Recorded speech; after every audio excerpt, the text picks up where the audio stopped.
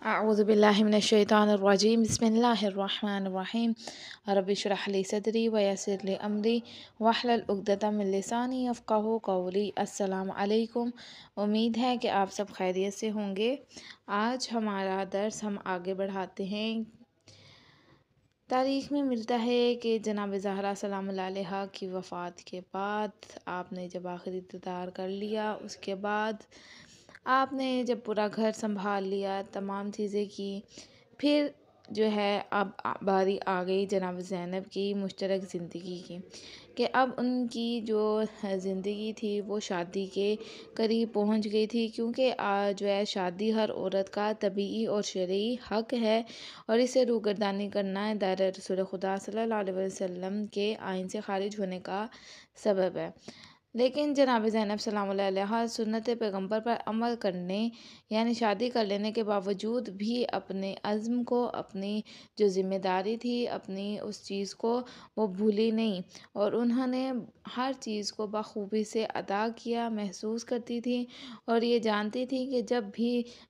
جناب امام حسین علیہ السلام قیام کریں گے، آپ نے ان کے ساتھ جانا ہے اور ان کے ساتھ آپ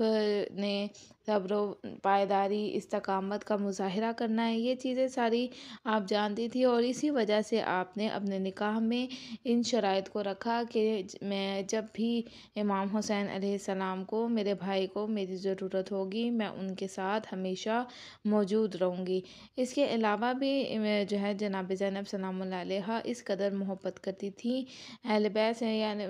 امام اپنے بھائی سے اس قدر محبت کرتی تھی کہ ہمیشہ اپنے سامنے پایا کرتی تھی، اور وہ چاہتی تھی کہ ہمیشہ جو ہے حسین علیہ السلام اور حسن علیہ السلام میرے سامنے رہا کریں۔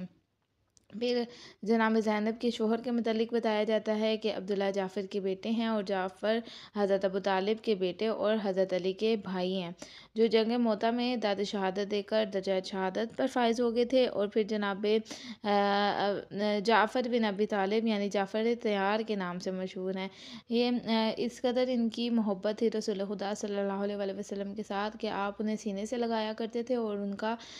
بوسہ لیا کرتے تھے، اور کہتے میری سمجھ میں یہ نہیں آ رہا کہ میں کسی بات پر زیادہ خوشی مناؤں، جعفر کے لوٹنے پر یا فتح خیبر پر۔ جب یعنی فتح خیبر ہوا تو پھر جعفر طیار